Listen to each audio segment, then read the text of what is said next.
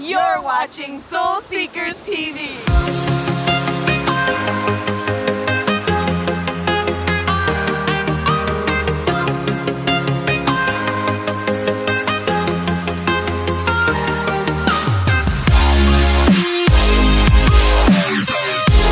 I'm Patricia Wolfson. I'm Linda Krause-Barnett. And we are so excited to have you here for this week's episode. It would be cool to have, one of those voices, you are turning into the right lane. If you always talk like that, those robotic, those electronic, what are they called? Computerized voices. Like Patricia. In my mouth. Patricia, we are 2 hours and 56 minutes from our destination. Currently, sex is feeling fantastic. You are almost reaching climax. Keep going.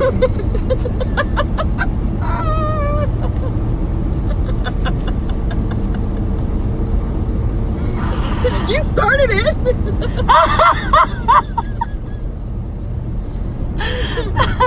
Continue for 2 minutes. Estimated time of arrival. Estimated time of arrival. Estimated time of climax 2:42. That's so funny. If that's not an SNL skit, I don't know what is. Oh my goodness. We're introducing you today to Jenna Vincent, who is a feminine power and confidence coach. And she teaches women how to get into their power with sex and money. Yeah, absolutely. Super important. Super important. Well, it's something really interesting that we got much closer to Jen when she came here for the workshop. But even before, we were both attracted to a lot of the messages that she was posting on Facebook and through social media because so much of it spoke to me, and I can only speak for myself, but I think for you too, in the how similar money and sex can be. The idea of sex and money being taboo, not something you really talk about, and certainly not something that women own with confidence. And I think that that's part of why she kind of fell into this. Absolutely. So the 2 big things for me that I hope you get from the episode, which I certainly got from Jenna, was the Good Girl Graveyard, and kind of speaks for itself, but kind of getting rid of the woman in you who's only out to please everyone. And tied into that is our taboo on pleasure, whether it's sexual pleasure, financial pleasure, but really not taking ownership of being allowed to have pleasure and what does it make you when you feel those things. Yeah, absolutely. Just tapping into, when I think about pleasure, the word itself, it gives you a feeling of makes you uncomfortable. It's uncomfortable. Yeah. I mean, sex and money, yes, those things can make you uncomfortable too. Certainly, usually when you talk about sex, you whisper or, money, it's always very hush hush. Yeah, and keep it to yourself. Pleasure sounds like a taboo word. Absolutely. Yeah. And just being aware of how uncomfortable it made me and really how she even described herself, the fact that it made me uncomfortable was I kind of probably need to do some more about this. Yeah, absolutely. And one of the things I love about Jenna is her relatability to those issues. So she takes these topics that do make us feel uncomfortable and puts you in a place where they begin to not only feel comfortable, but you question, yes, pleasure. I should be getting it from all directions, because it's really good. That's what she said. Yeah, that's what she said. And so we hope that you learn as much from her as we did, and that you are able to walk away feeling as if pleasure is something really great and that you're worthy of it and deserving of it. Absolutely. And it really isn't just about pleasure in that sense, but it really is about combining the divine feminine and the divine masculine and understanding how they combine, how they blend together, and learning how you can embody both through these topics and through these things. So. Absolutely. So male or female, we all have that duality to us, and it's a very important exploration. Yeah, so let's check it out.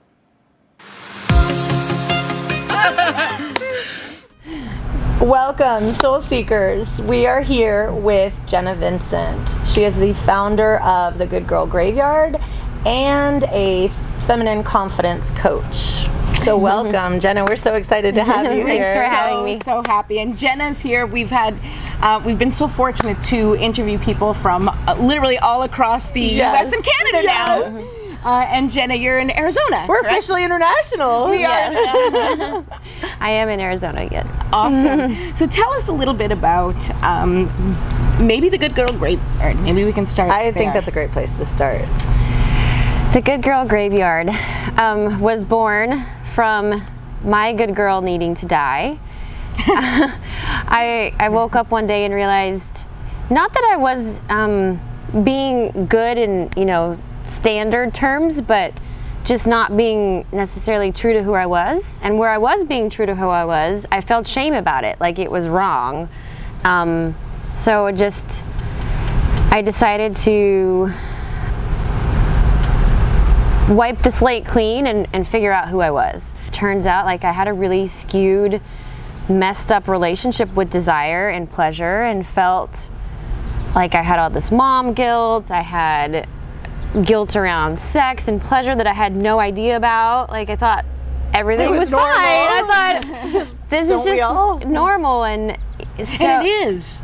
That's the funny thing, is that if you're going to be with, and I just want to interject because I'm compelled to, it is normal to feel like the dysfunction that we currently have is not a problem, because everybody has that. Yeah. You can't talk to somebody. It's not like, oh, everybody else is really in touch with their pleasure and I'm out of touch. Yeah. No, it's like everybody, Yeah, the it's more you been talk about it. normalized to suffer. So I started just paying attention to my body, like, all day, and my feelings, and I started noticing that I felt guilty.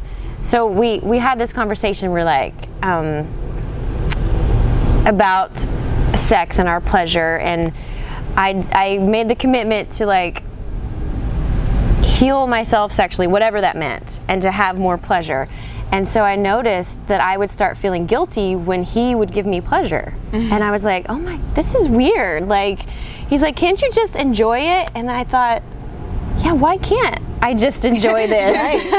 When you actually analyze it, you're like, this is crazy. This is crazy. It's supposed to feel good, and I feel bad. I feel bad for feeling good. Exactly. Yeah. And that was like the good girl eureka, like, I feel bad for feeling good. Right. So when I was looking at all this discomfort, that's when I started realizing, like, I have all these beliefs, like, that I can't have pleasure, I don't deserve it, I have to earn it, I have to work really hard. And I was like, oh my God, that's how I feel about money.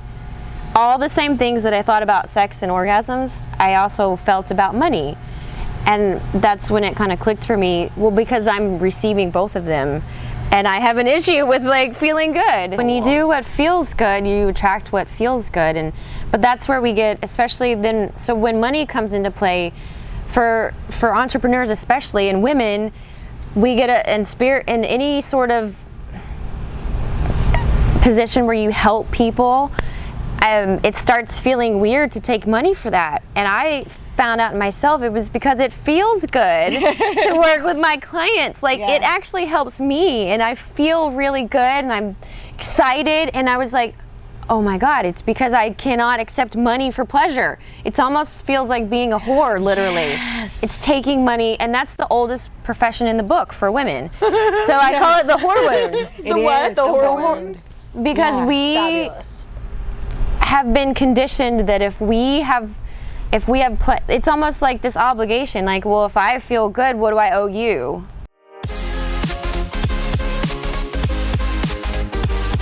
I was like, I feel like I knew what felt good when I was younger. Yeah, like I feel like if agree. you would ask me what do you feel like doing, I'd be like, I want to go dancing, I want to, like, go In make any out with somebody, capacity, I want yes. to, like, it would literally, those are the two things I wanted to do. I either wanted to dance or make out with somebody or hang out with my love you. friends. That's what I Those are like the three things that Boys brought and me the most dancing. joy. It was like, Exactly. boys dancing. Done. I don't really know what you know, like definitely going out for a meal with friends and having conversations, that brings me pleasure. But she's like, something that just you do by yourself. And I'm like, sitting in my backyard, like that brings me pleasure, like to just sit in silence. Yeah. brings me pleasure.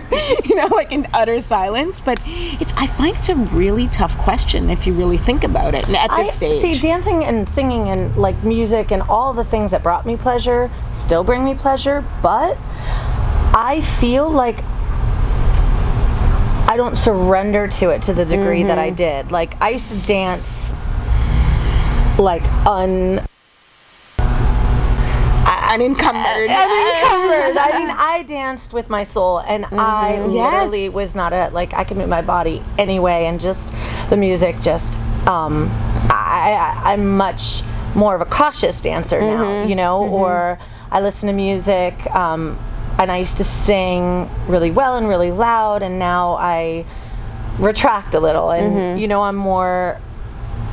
I notice more what songs sound good and more cautious. And I miss that. And, you know, I was freer in always. And so I don't know what happens when you get older. It seems like you get wiser, and the caution should.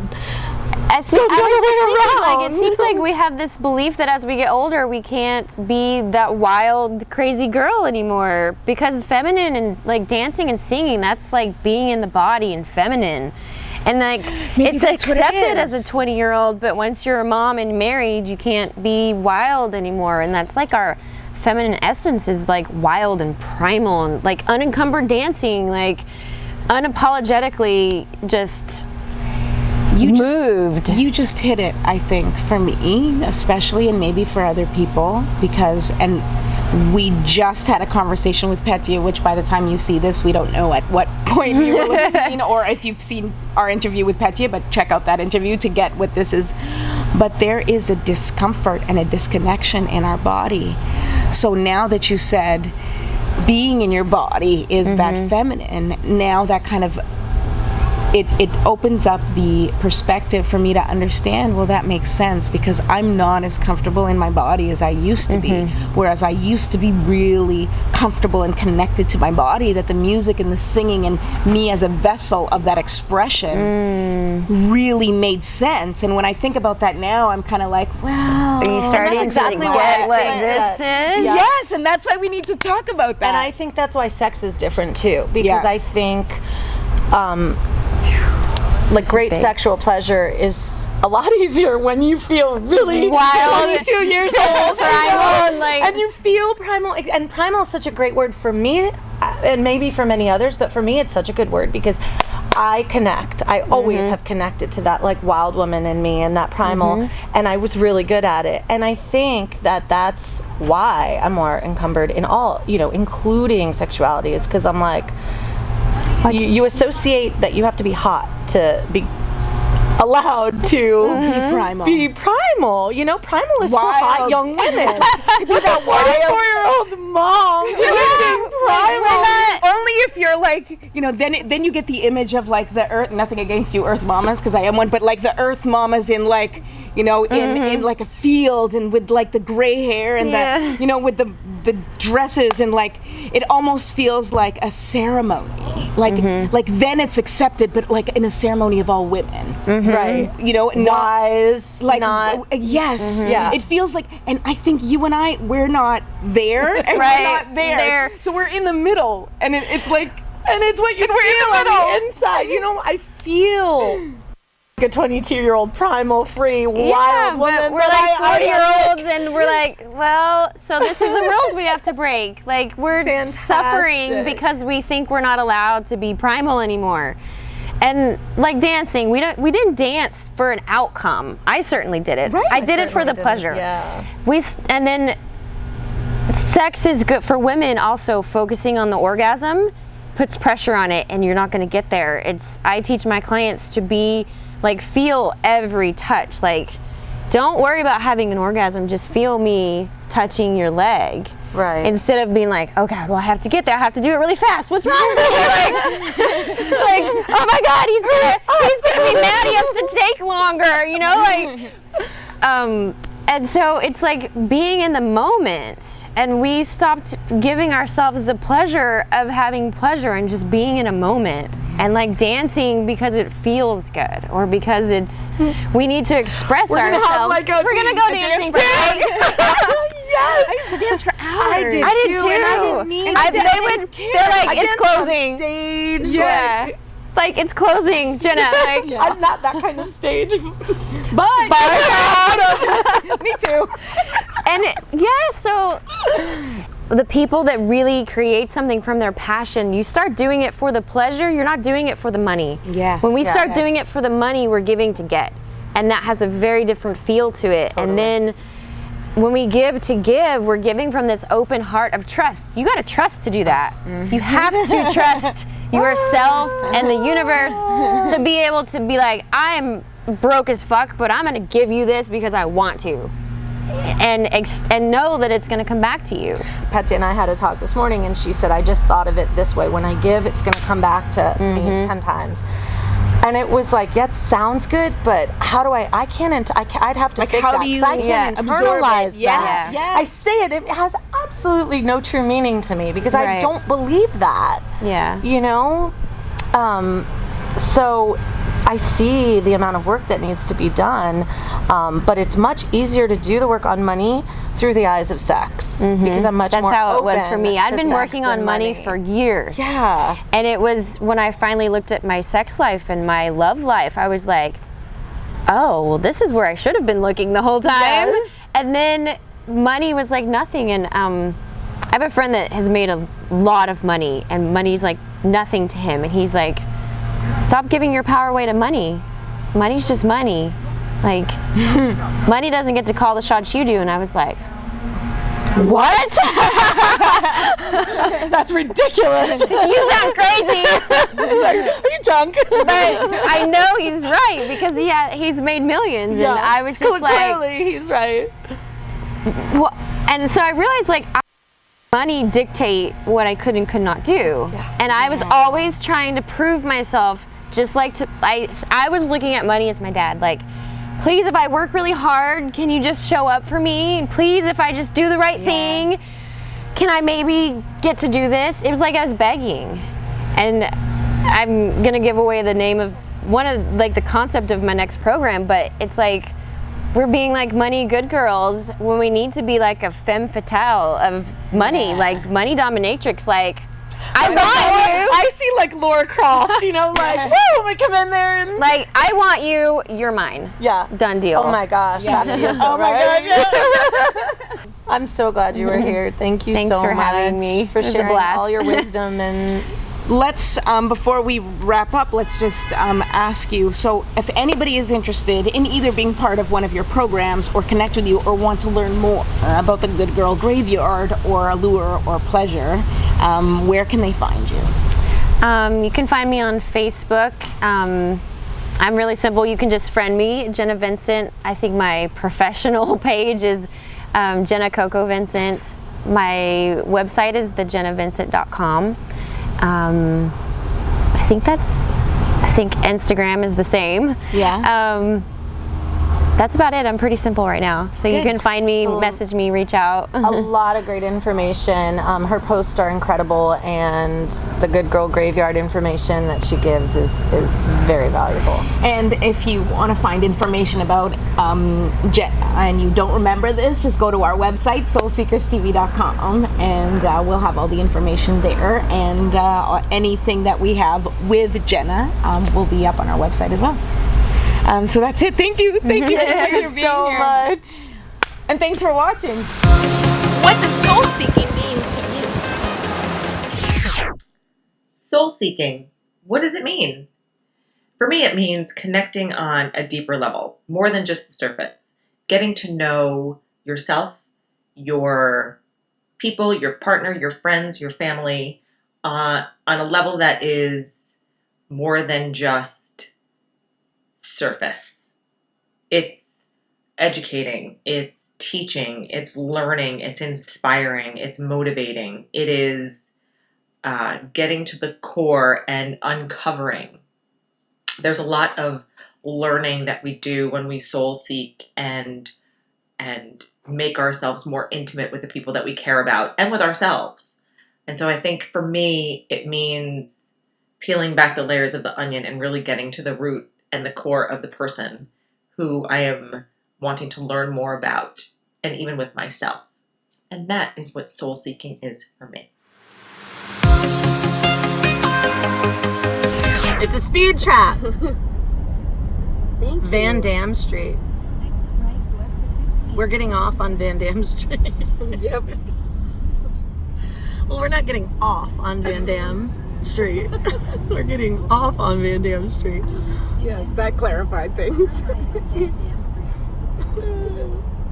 Although, you know, if you take like Jenna's lessons, maybe we should be getting off on Van Dam Street. It would. I could probably do that. I'm just saying. It's probably something I could do. We hope you enjoyed this week's episode of Soul Seekers TV. Please like, comment, and subscribe to Soul Seekers TV on YouTube.